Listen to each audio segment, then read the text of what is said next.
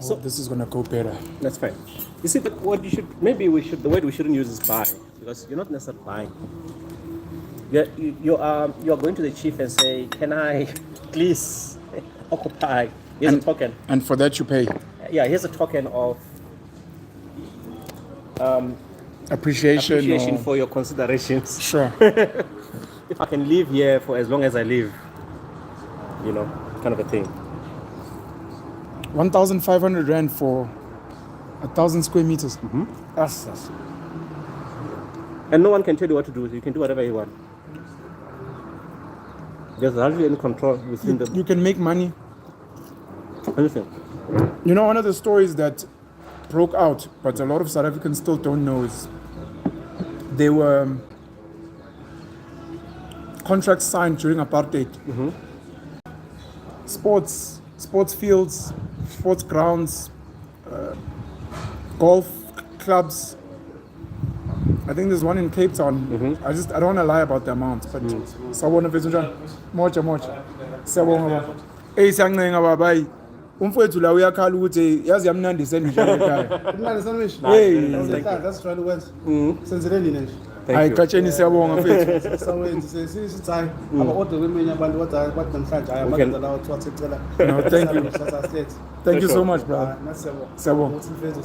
Thank you very much. So you'll hear something like there's let's call it 100 hectare golf. Is it called a golf club? Yes. 100 hectares, and they paying in Cape Town, paying 1,000 rand a year for that lease. And you'll find out from their membership fees, they're making 5 million rand a year. Yes.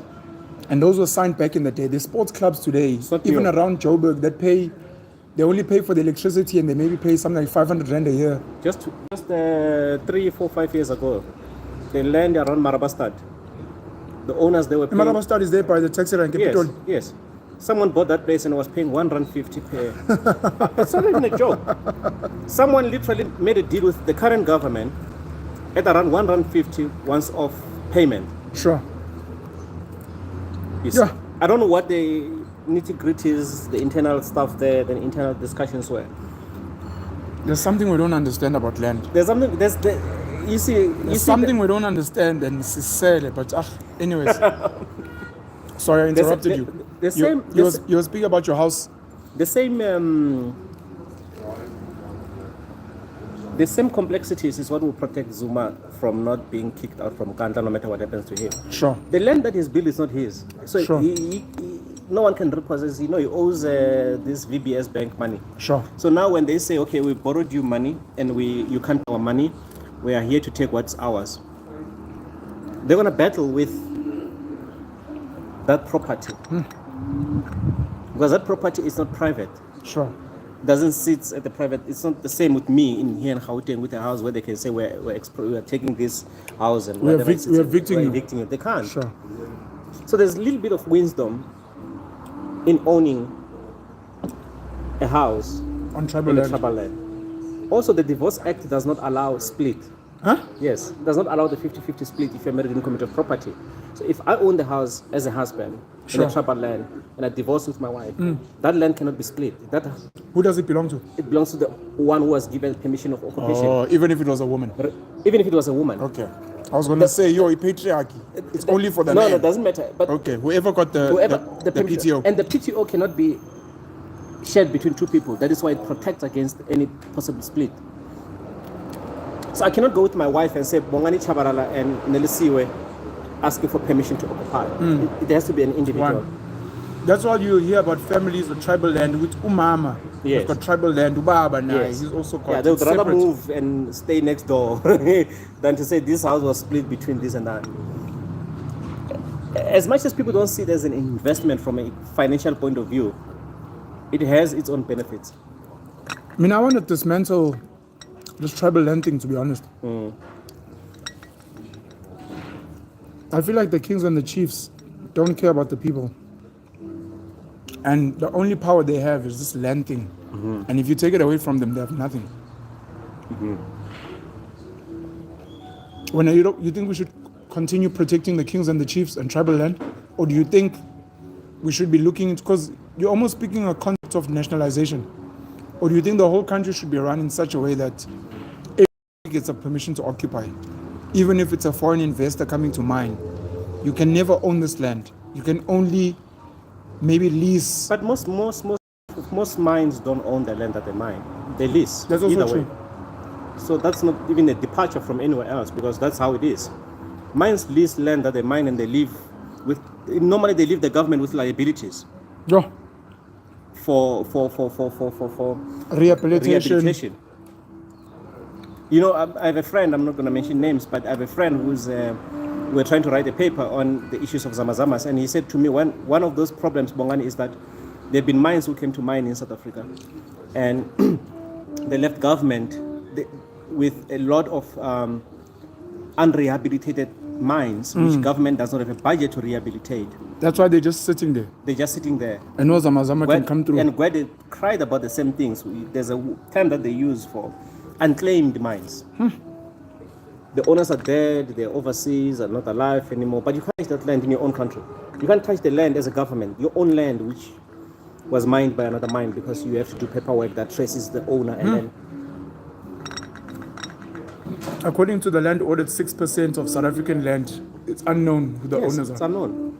So whatever happens there, criminal activities in that land, whatever happens there, your hands are tied legally. As a government. So my problem is I was saying to someone this morning that the problem is it's always as if we really truly need to reconsider our constitution. Sure. First, we don't need a democracy. You're also one of those people that don't believe in democracy. No, I don't. What do we need if not democracy?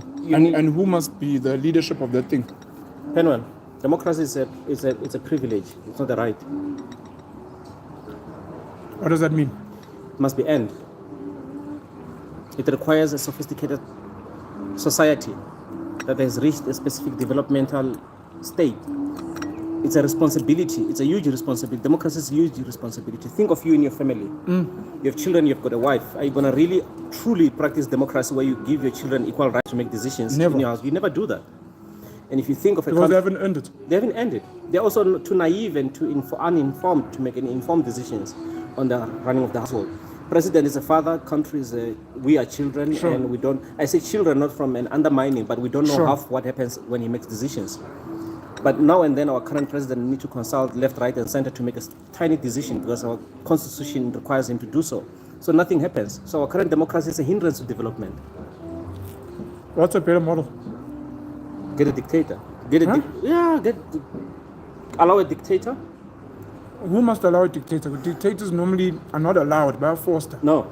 In South Africa, what we need to do, I agree when we came to this democracy, we had a referendum firstly, then there was the Quadesa secondly, and then we agreed on this democracy and we adopted the current constitution.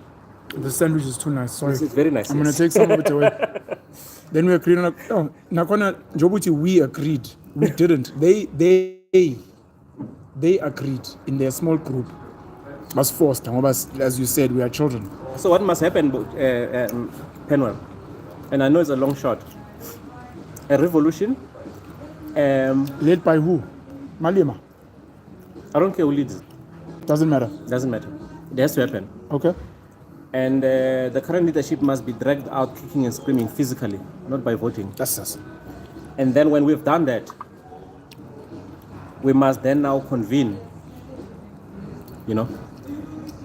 and decide who are we putting up. And we tell them there's no 5-year term. We're giving you a lifetime possibility of leading the country to Canaan, from Egypt to Canaan. Now, thinking is that not what we have with kings? It is. So why are the kings not the model? For example, we speak about Royal Bafokeng. But Royal Bafokeng is a good model of success. So I'm saying, okay, maybe it was a bad example. I wanted to speak about KZN and Ngonyama Trust. Yeah. But maybe we can speak about Royal Bafokeng. Should Royal Bafokeng be running the country? Is that the model we should be looking to? Should KZN be copying what Royal Bafokeng is doing? The problem with the current models that you're referring to are almost imitating what we used to call homelands. Okay. Homelands, in a way, were separate countries within a country. They had their own parliament. In Limpopo, we had a parliament in Guyana. We had our own legislature. We had our own laws. We had our own budget. The only problem is that we're still attached to the central government. The apartheid government. So our king still went and begged under the tables and asked for this and this, permission to do this and that. When I say Vietnam? No. Okay, no, it's fine. No, you can use this one. Sure. I see we only have one. So you're saying currently it's the same. The king still have to go and beg. Yeah, the king still gets the budget from the central government. But you want a total detachment from the central government. But why can't, I don't have Royal Bafokeng as the example, why can't these kings make so much money off their land that they almost don't need? Is that not possible? In Ngonyama Trust, let's say, leases out their land to various business owners, they make a budget They of have no capacity, they have 50 billion a year. They have no capacity. And then they take that money and they They reinvest. have no capacity, they have no capability, they have no skills. Is that just a lack of leadership? It's a lack of leadership and capacity and capability. Remember, but the capacity and capability comes with good leadership that then can fundraise. Yeah, but it comes from inside. So the individuals that are going to do that will have to come from that tribe, Sure. so to speak. Sure. So if I go to Limpopo in my village, I will have to be able to find individuals. Remember, the whole issue of tribal is basically to find people within yourself who speak your language, who are one of you, to be able to do that. Yeah. Now, what two South African communities are too disfranchised and too disintegrated to be able to find any concentration of meaningful skills, capabilities within one grouping of people. Do you think that's natural around the world or it's unique to us? I mean, you look at Silicon Valley now. Yeah. A lot of the big companies are being run by Indian guys. Yes. You're telling me out of 300 million Americans, Yeah. they couldn't find talented white Americans. They couldn't find a talented white guy to replace Jon Stewart. And they had to find a colored South African, Trevor Noah. Yeah. Yeah. Is that a nation? Is that a worldwide phenomenon? Would people just never be that talented? In a global level, it becomes more possible, but the more you narrow it down to a specific tribe, it becomes more impossible to find enough individuals to run an economy. Remember, you're talking about the multifaceted. So when you talk about Silicon Valley, you're probably just talking high tech and guys who are maybe a niche, who are focusing on a specific niche. You're right. But when you talk about running a mini country, you're talking about everyone from teachers, from basic teachers to sophisticated technology guys. You can't find that spectrum in Venda, even if you tried, or in Zanin. I think there's 20 million Zulu people in KZN. You're telling me out of the 20 million Zulu people, I don't know. I don't want to sound. No, I just use Zulus as an example. But we can go to the Eastern Cape. We can go to Venda. What's going to happen is we're going to go back to what we're running away from. I like your example. So basically, they're going to start looking at Xhosa, some Xhosa guy who can do that, and some Tsonga guys who can do that, some Venda guy. And we end up and then we'll end up back to exactly what we're trying not to do. We need one dictator. We need a dictator? We give him a Is mandate? it for the whole country, or For the whole country. do you think the country should be split? No, we shouldn't split it. Why not? I think South Africa is too big, number one, for our government. And I think it's just The too current big. government, yes. No, but I think the country is just too big. Nah, 56 million people? Nah. And that 56 million You want to compare it to China? With 1.3 yeah, people. I mean- But China and America are almost split into states, into huge provinces that are almost autonomous. Yeah, but they still have one central office. They still have the same president, same, they're given autonomy. But maybe that's just symbolic. Yeah, Look at South Africa, for example. Stellenbosch does not report to government. Parts of the Western Cape don't report to government. Some of the tribal land, yes, they speak to government, but some of the churches that run this country. So I'm just thinking, like, we can have a symbolic president and a symbolic central government, but let people run like Free State. Let it run almost autonomous. You want to go back to the Homeland system. The Homeland system, by the way, was the most successful system in terms of infrastructure development. In this country? Skills. Yes. Yes. Botswana used to have Mangope, Limpopo used to have Ntsangwesi. Pretty much, and that is why Mangosuthu Buthelezi wanted KZN during the transition to remain a country on its own. That was very successful. Do you know, in my province, in Limpopo, before 1994, before the current government, the guy was entrusted, Professor Ntsangwesi, build all the schools there, the hospitals, the agriculture, We had a parliament. He built every school that I've ever studied in. All the hospitals that we still use today. He built everything. He built the roads. He built the water reservoirs. He built everything that we had. And he was against the ANC coming into power. He would fly around with a helicopter and telling us straightforward, if you allow around this, in a helicopter. yes, Man, pause. yeah, he would tell us, throwing flyers with insults, Sure. telling us that if you think I'm doing a bad job, wait until the people that you want in power will cry. Yes. They will destroy everything. And here we are now. Wait, the Bombeni College of Education. You know Minute Maid? Have you drank there? Minute Maid, the yes, juice, yeah. Yes, from Uzani, from just down my township. That place is closed. Libombo bananas, where did they come from? ZCC, I mean, ZZ2. Sure. That's Limpopo. That's all coming from one place that was well managed in the Homeland system. Now you destroy the walls and then you say, okay, fine, integrate everything in South Africa, and everything collapsed. Unemployment is sitting probably in that specific area which everyone worked. The job was laborers. Most people worked as laborers, picking fruits, bananas, avocados, but everyone worked. Now most people sit at home. There's almost a 90% unemployment. I love rugby a lot. And one of the things I realized, South African rugby systems are amazing. Yes. From primary school, from under 9, they call it Billikis rugby. All the way up until you turn 18, after school, all the way to Springbok. And part of that success is in the high intensity of competition between schools. The schools want to murder each other. Yes. And then after the schools have murdered each other, they find the best students within that area, and then it becomes a regional team or a provincial team.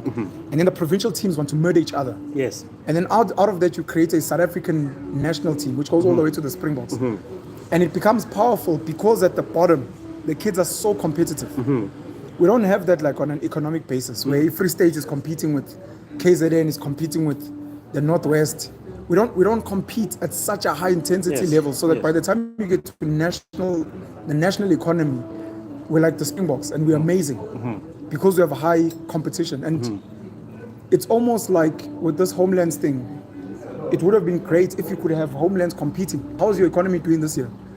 Are you guys creating jobs? Which leader? And you almost want to transfer to another Homeland because you're like, no, I mean, I want to work with fruits, so I'm moving to Limpopo. Yes, yes. So if you have 9 provinces, each province, the task then would be to do a proper assessment if each province can sustain itself with what it has. It's very strange.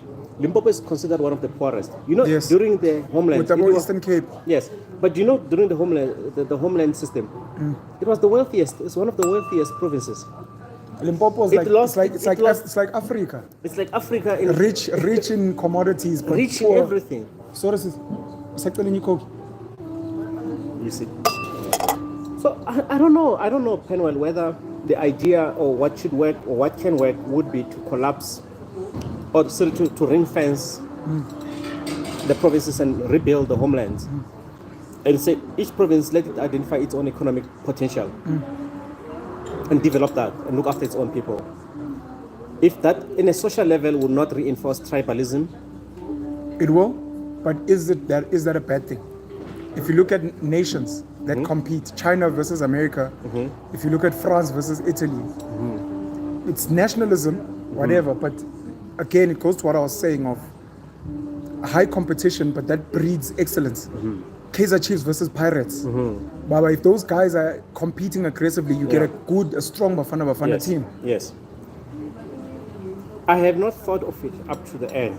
I've thought of what I've seen as successful from that system, and I can point out evidence of why it was very successful. Sure. You know, take you through the time, and I tell you this was built from just this period to this period, and nothing was built up to then. From then to now, you'll be shocked.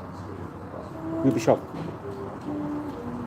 Not only in terms of infrastructure, but even producing excellent individuals through better education system. Thank you so much. No, I just need the can. Yeah, thank you. So, you'll be surprised. Dictator. Why don't you become the dictator we need? Who? You. You know, I speak to a lot of people, and a lot of us have got solutions. Yes. Various solutions, whatever they may be. whether it's voting DA, voting for Gates and McKenzie. I see you've joined Freedom Front Plus. We need political reform. People have a lot of ideas, and the question is, not the question, but everyone is expecting someone else to implement. We need a dictator, but not me. It must be someone else. Sorry, I didn't join Freedom Front. Okay. I don't know anything about the Freedom Front. I've joined AfriForum. AfriForum. Yeah. Sorry. Hey, that's very dangerous. Must join Freedom Front? Yes. Yeah, AfriForum. Sorry. It's either that, Penwell. It's either. Why are you not going to be the dictator that you say we need? And you're saying anyone, but I'm asking why not you? Because you've realized what the problem is. I'll answer your question at some point. It's either that or we adopt this system of not equal, this system of equal vote. It's one nonsense. man, one vote. One vote is nonsense. It's nonsensical. I hear you. Your vote and my vote shouldn't carry the same weight at the ballot. Because our contribution to the country is not the same. It's not the same. If I'm paying your SASA, if I'm feeding your child, you're my children's real dad. and then I have this, my vote has the same weight as yours. If I have a master's degree, an honors degree, meaning I have made the necessary sacrifices to... You have to answer. No. Okay. I've made the necessary sacrifice to advance my intellect so that I can become a much more meaningful member of society in how I make decisions. I'm not talking about anything else. I'm looking at education from a point of just being able to sift through things and make a proper decision. If I have made that effort and I'm earning 100,000 a month and I'm paying 40% of that into tax. And that's a real thing, by the way. That's a real thing, yes. Yeah. That's a bracket for that level. Yeah, 40,000 rand is how much you'll pay for tax. Yes. And you have dropped out at grade 8 because you didn't like school for one reason or another, or you had challenges, genuine challenges, but you were not resilient enough to overcome them. Yes. And you have no job. The only tax that you're paying is when you buy bread is VAT, basically. You have no direct income tax that you're contributing to the fiscus. When they say, let's go select leadership for this country, your vote is the same as mine. Nonsensical. Very nonsensical. Do you think, sorry, I'm interrupting you. I've got a very sneaky question. Yeah. No, please carry on. We took that decision You were emotionally. saying this one man, one vote doesn't make sense. Doesn't make sense. If we're not going the dictatorship route, at least let's reform that part. So that people who then make a decision is the people who suffer the most consequences of the vote, of the outcomes of voting. This is the sneaky question. Do you think our votes should be weighted against how much money we make or how much tax we pay? Yes. Understanding the legacies of this country, where the people that make the most money and pay the most tax are obviously rich white people, and those rich white people are obviously not going to want to vote for people that will enrich the poor. No, it's very simple. Those white rich people don't make much difference in numbers. So all I'm saying is there's a balance there that is naturally there. Their population is very small to offset the desires of the working class, middle class, high earning, intelligent black people. That's what I'm saying. It doesn't balance out from a numbers perspective, because if you look at data SARS, 85% I think of personal income tax is paid by so we've got about 3 million people that actually pay tax in this country. The top 1 million, these are people earning 100,000 and up. So if we're going to say we rate votes, excuse me, and how much you earn in your tax, it's going to be that small elite group, because you must understand almost probably 60% of this country doesn't earn anything. They're recipients. So that means their votes will be worth zero. But cumulatively.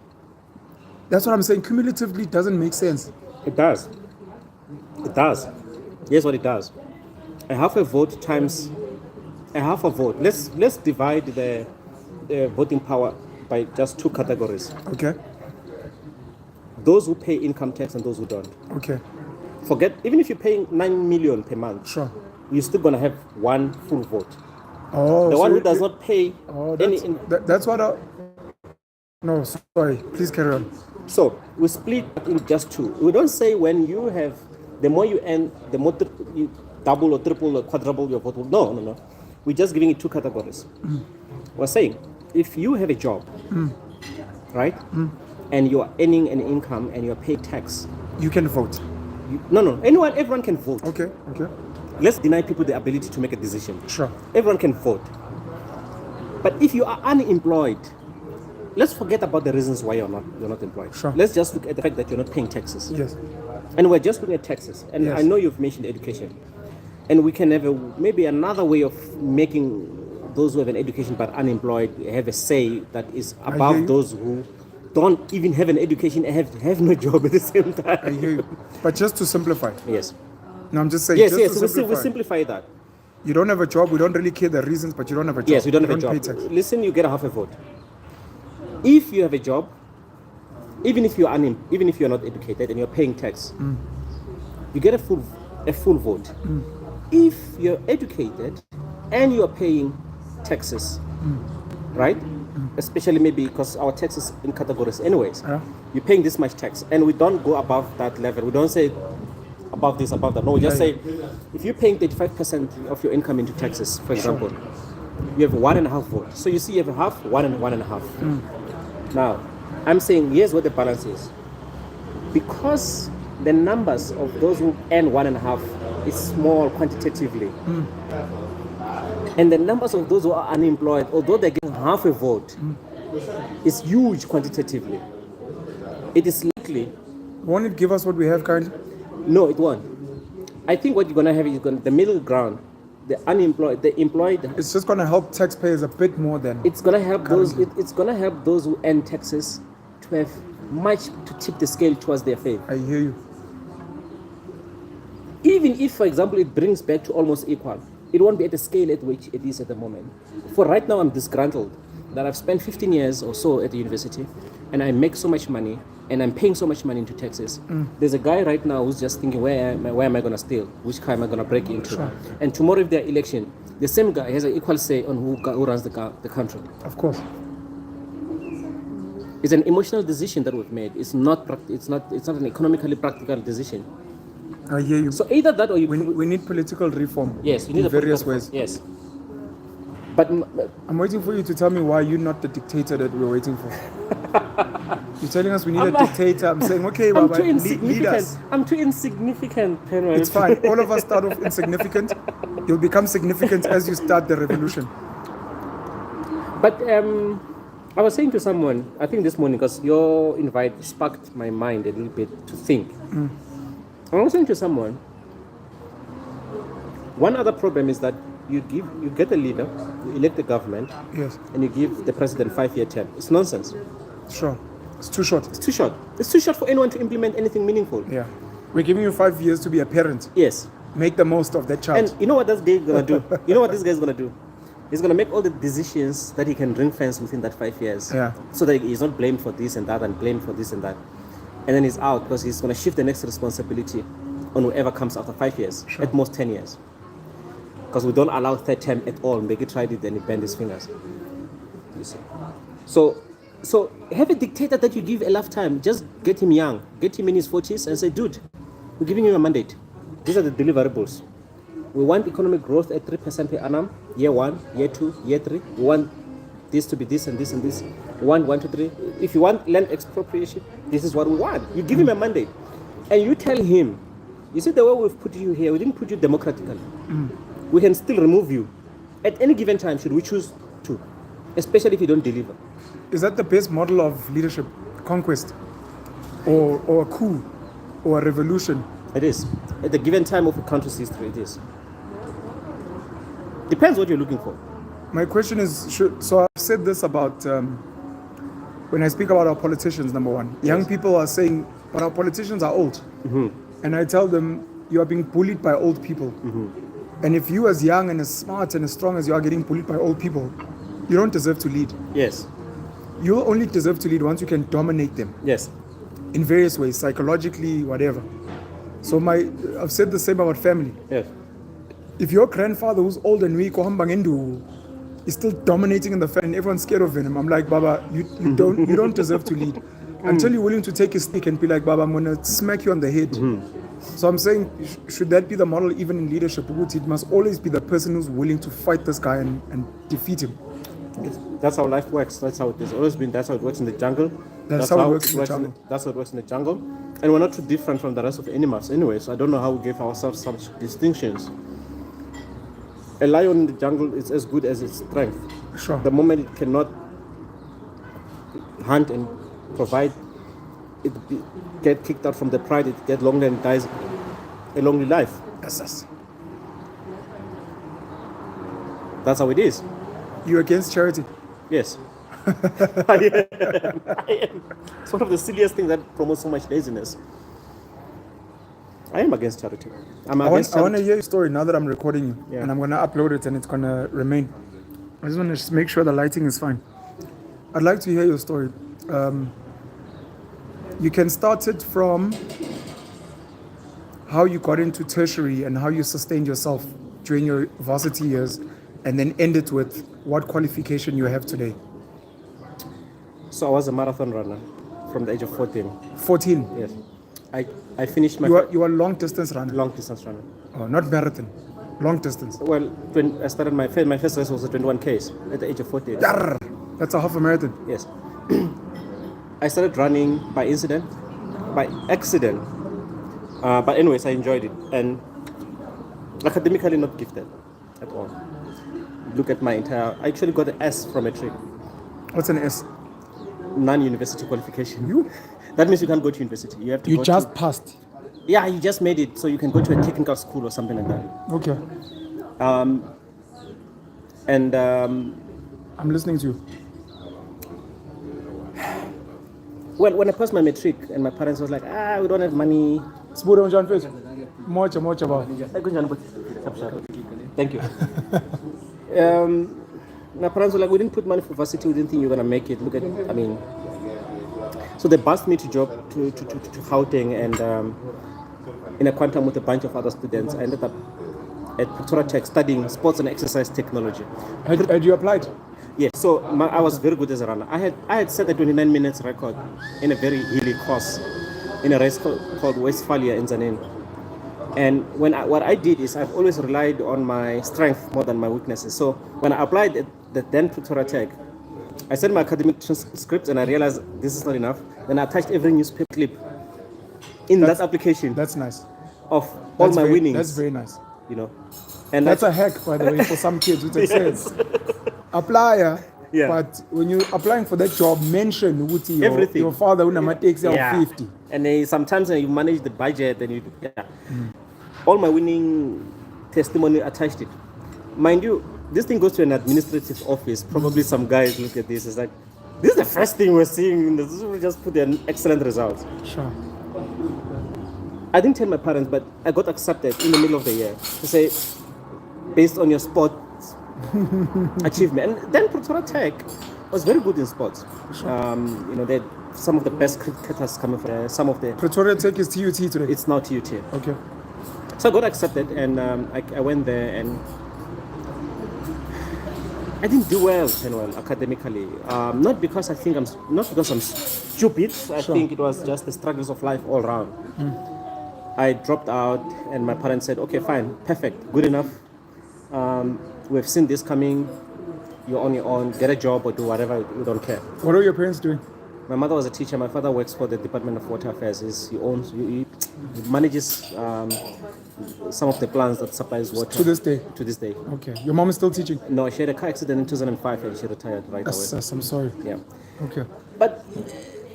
why is your father still working? Well, he's still fairly young. Okay. Yeah, I don't think the guy is 65 yet. Okay. That's my trouble started when I dropped out.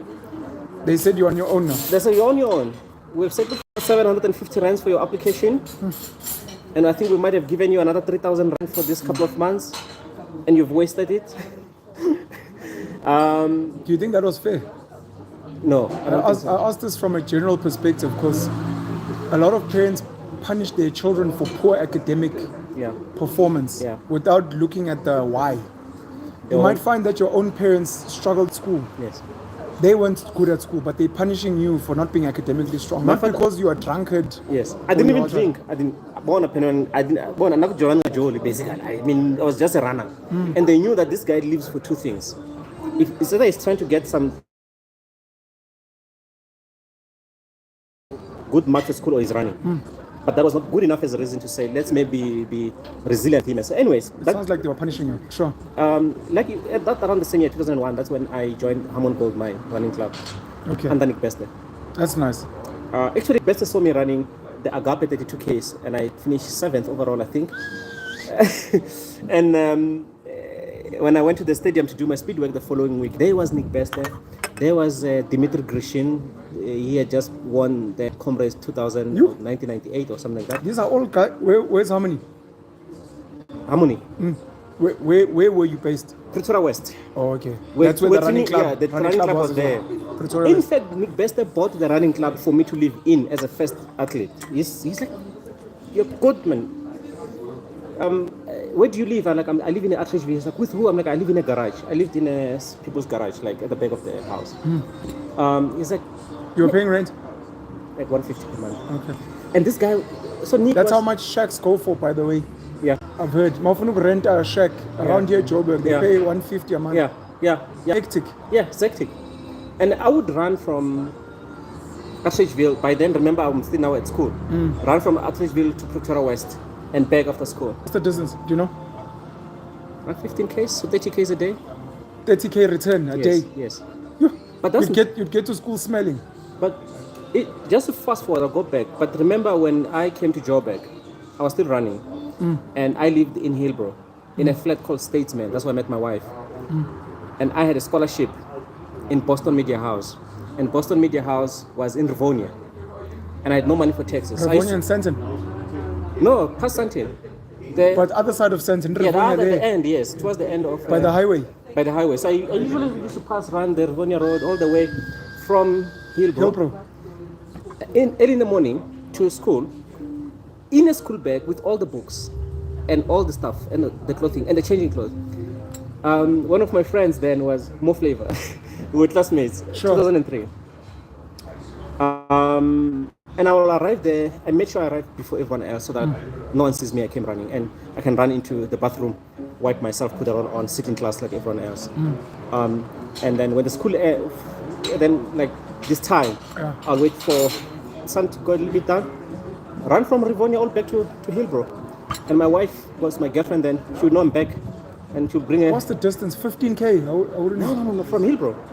I'm trying to not think of the highway, because the highway, if you go Grayston side, you might be looking at 25.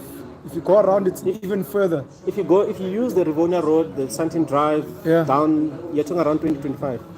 I did that every single day, back and forth.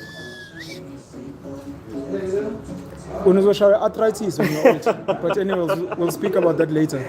Yeah. Sorry, so but where were we before? Nick Bester and... Yes, so Nick Bester said, okay, here's the clubhouse. I'm going to bring some good athletes. William Tolo came to join me there. We were actually laughing about it just 2 days ago when Sam Chavhalala died. Remember Sam Chavhalala just won the first black man to win the Greats. It passed 3 days ago. And good athletes came here, but John Chale, Moses Lebagengi, brilliant runners, top 10 Comrades runners. I mean, and the competition that you refer to started now. I'm not longer the only junior runner, and there's like Zimbabweans there who are potential winners, and Nick is no longer looking at me only. Yeah. And he's looking at my performance against these guys. And then our internal squabble started, and I got kicked out of the clubhouse. Squabbles with who? With runners, fellow runners. Why? Okay. Thank you so much. I think I must have another drink. Yeah, Shri someone. I'm Naifant. Yeah, I'm really fun. Just a can. Thank you. I'm gonna try and fast forward the running story so we can get to the academic part of things. Sure. But I left the clubhouse, changed the club. That's when I came to Joburg. And there's a part I missed. So you dropped out of school? Yeah.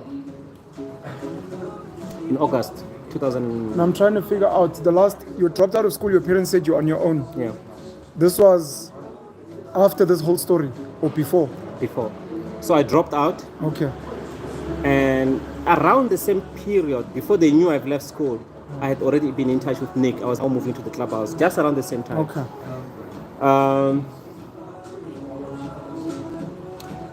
I mean, I know what it means, and I think the thing that I fear the most in life is being aimless, just not knowing Where you going? where you're going, like, Ngiyabonga Sibulu please. Much. you know. I know you can take the straws. Eh? It's gonna shy straight, man. Sure, thanks. At that time, Penwell, my sister had passed matric. She's in Joburg. My parents had drove her to Gauteng. Your soft life of the younger sibling. Yes, bought her laptop, a computer, fridge, dropped her at vets, stayed around to make sure she's fine. You didn't get all of that. Oh no. Did it make you feel some type of way? Of course. I mean, me and my sister are not too far apart in age. So I used to think that it's just different times. I think it was just a matter of preference. And I don't have anything against her. We're very good with each other as siblings. But I'm in Joburg. I don't have a place to stay. Now and then I sneak into Vets University and I stay in the stadium, just find a warm place to stay. And now and then I meet someone who's like, I know you, you're that guy who runs marathons. I'm like, yeah. I'm like, dude, I'm hungry. And he was like, oh, no, it's fine. I have something, until he gets tired of me. Then back to the same corner and someone sees me joking. I'm like, hey, dude, how are you? I'm like, fine. I'm like, okay, yeah. Like, do you have a place to sleep tonight? They're like, yeah. It's you, Bongani. Come on now. And then he gets tired of me as well. And so many friendship got destroyed of my dependency on people, and something that I've learned never to be dependent on anyone in anything. And it's a mess in a way, but it was empowering. So a lot of potential lifelong friendships were destroyed by me being too dependent on people in that case. What do you think kept you mentally strong? A lot of people during that period will start taking drugs, start drinking a lot. Running. And then people obviously get depressed and commit suicide. Suicide was an option, and it had crossed my mind a lot. When I got to Boston, I was walking around the streets, saw a newspaper clip, Boston Media House, intake. You know, when you're wandering like this now, people are sitting nicely and you're wandering around, pick up that thing. I'm seeing Media House. I wouldn't mind. Where is it, Rivonia? Look at this thing. You couldn't stay with your sister because she was at a girl's race. She was at a girl's race. Otherwise, maybe you would have squatted there. You don't know. I doubt I would. Did she know you were sleeping outside? Yes, she did, but I tried to hide a lot of the actual reality. From her and from your parents? Her and from many people.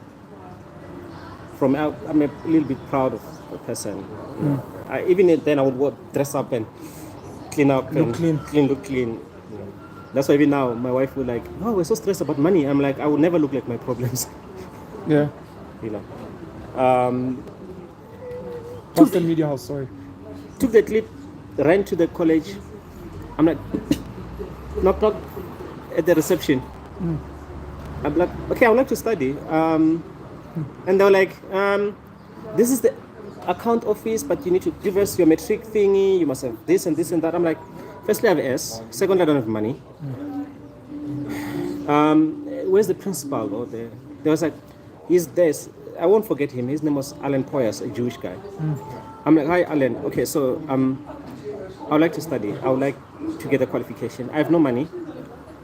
My qualification sucks. If you don't mind, I'll show you for the sake of administration, but don't really consider it. But I'm a very good runner, if you give me a chance. It's like, you're a runner, we don't run here. I'm like, but I will probably wear Boston Media House colors if you want, and I will go and run big races. I probably will win the comrades one day. And you can look back and say, you once gave that guy a chance. He was kind of amazed and shocked and smitten at the same time. And he's like, this is the first time you know, we now and then get people applying for bursaries. You know, no one walks here and say, I want to start, I don't have money. Registration application is 3.5. Yes, you can't just come in here. Who the hell are you? But I think everything just took him by like a big shock. He says, listen, come back tomorrow. I'm going to have to talk to other people. And I sat at the desk. He said, where do you stay? I'm like, don't worry about that. I'll be here tomorrow morning. You'll find me here. And he's like, you don't have a place to stay, do you? I'm like, no. I'm like, but I can work as a security at the college. I mean, I can clean as long as you allow me to study. I can clean and stay in one of the classrooms or back rooms or something like that. The guy was it was just too much for him. But the following day, he spoke to a few people and I came there. He found me waiting at the gate and he says to me, okay, here's a letter, you can study. He's like, you can study to the duration of your 3-year diploma in media studies. This was the second day. This was the second day. And why are you making me cry? Shit. Kubera, I'm gonna find myself. We don't have a home for you, but maybe you speak to some students, maybe you can squat. I don't know. Are you gonna be here? Are you sure? I'm like, there's nothing I want more than this. I'm now 22 years old or so, and I mean, I'm seeing my age group succeeding and going ahead with life, and here I am. I'm still sleeping in the streets, and I have 2 working parents, and I do things, you know. And the guy gave me a chance, man, and I ran every single day. He found me. They all found me at the college. At some point, I'll run past all the taxis and arrive quicker than all the guys canoeing the taxis. Yes. And I'm there. I mean, I would easily run less than 4 minutes per kilometer on a normal jog, back and forth every single time. He also gave you the job? So the college moved from Rivonia to Sandton. Okay. The same year. And he says to me, listen, we're using our facilities for UNISA students in the evening. We use the facilities. I'm not going to be able to pay your salary. But if you ever feel guilty that you didn't earn this opportunity, you can remain in the school and facilitate whatever they need. If they want the tissue or they want, you can lock and instead of us hiring an assistant. Sure. So I had never felt so worthy. I'm not getting a cent from this, but I felt so deserving for the opportunity for the first time in the whole time. And I'll proudly wait for 7 o'clock, they arrive, they leave at 9, and then I'll run back to my flat in Hillbrook. At 9 o'clock at night? Yes. Winter, summer, doesn't matter. And my wife will be there. She's like, remember we don't have cell phone and Twitter and all this stuff by then? So she would just stay awake long enough, and she'll bring a bowl of spaghetti or whatever and fish I should have made, and I would eat and go to sleep. And 5 o'clock I'm up. And I never understood why people would sleep until 6 o'clock. Just never made sense up to this day. Why anyone could be in bed until 6 didn't make sense, doesn't make sense up to now. Because I was awake by 4 o'clock every bloody day. You know. Here's my misfortunes. Towards my 3rd year, I get kicked out of Boston. Why? Alan left. The guy in second in command came. I won't mention his name. And chose not to recognize my arrangement with Alan. He's like, if you don't have money, leave. He said, pay or I'm sorry. I go to my wife. I said, I'm tired of the city life. I'm tired of Joburg. I've tried hard. I've done everything I can possibly do. I can humanly do. I'm tired. I just want to go where I know people, maybe somewhere else. And she said, what do you want to do? I was like, Teflu of University of Limpopo. I have some few friends who study there. And then I spoke to one lecturer. His name is Stuart Davis. He was teaching us film production in Boston.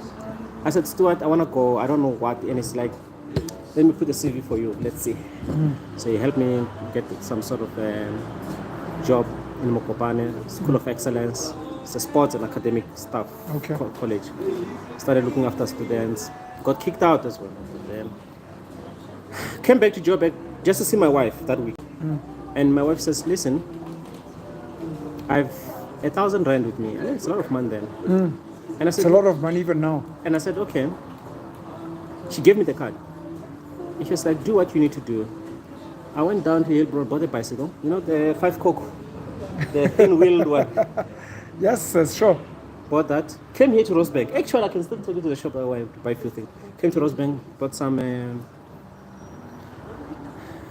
sweet chocolate stuff that I can use for energy on the road. Put my school bag. Hit the highway bicycle all the way back to Limpopo. What? Yes, and I actually used the highway. And then people started calling 702. There's a guy on a bike facing traffic. What year was it? 2004. 2004. You're getting on a bicycle in Johannesburg to cycle to Limpopo. To Limpopo. Where in Limpopo? I had not made up my mind.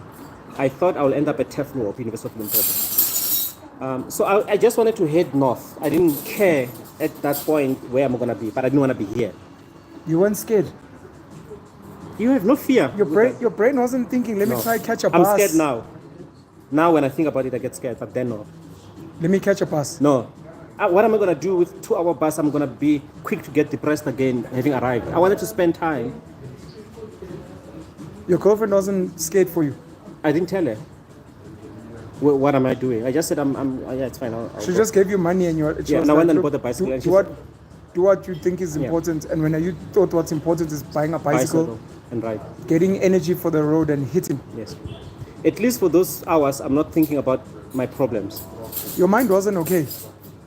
Do you acknowledge that during those years? It wasn't okay. Obviously, it could have gone negative. Yeah. And you could have become a criminal. Yeah. Hijacker. Yeah. You could have done bad things. Yeah. But you were not okay. You decided to focus on positive things like running. Yeah. Yeah. But do you acknowledge that your mind wasn't okay? Or do you think it was? I didn't think of my mind. Can you go back psychologically to where you were? No. That makes in sense. retrospect, no, it doesn't make sense. But I needed. I think this battery's gonna die. I'm listening to you.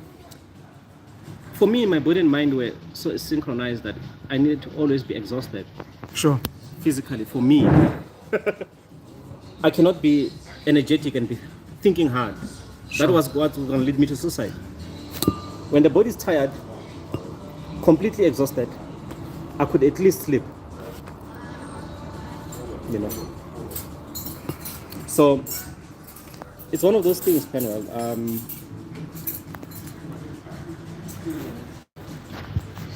And a long story short, I ended up at the University of Limpopo with that bicycle. Yes. And I want to end this video, but I'm scared my battery's gonna die. Yes. That's fine. We can Wait, I always, want to check something. Yeah, I have to switch it off now. Okay.